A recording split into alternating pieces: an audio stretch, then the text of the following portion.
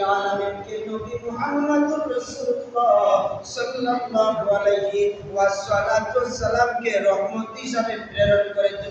সুবহানাল্লাহ। আর দ্রুত সুবহানাল্লাহ।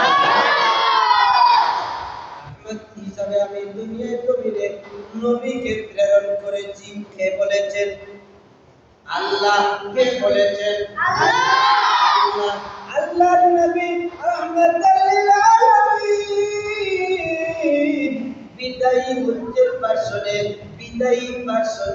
আরেকবার ময়দানে যে বিদায়ী ভাষণ দিয়েছিলেন, এই বিদায়ী ভাষণের মধ্যে আল্লাহর নবী রহমাতুল লিল আলামিন বলেছেন কি আমি তোমাদের মাঝে দুইটা জিনিস রেখে গেলাম, কিতাবাল্লাহি ওয়া সুন্নাতি রাসূলিহি।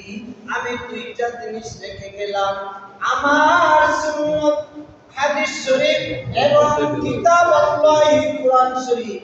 এই কুরআন শরীফ এবং হাদিস শরীফের অনুসরণ যতদিন পর্যন্ত তোমরা করবা ততদিন পর্যন্ত তোমরা পথভ্রষ্ট হবা না।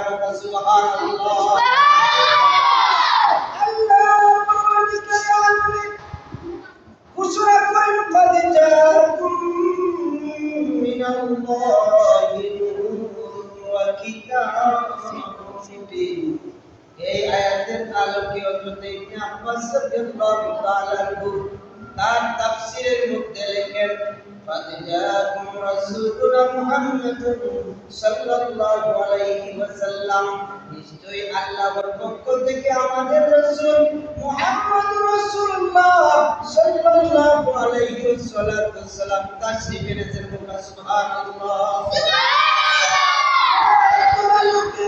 ইমাম বাইহাকি রাহমাতুল্লাহ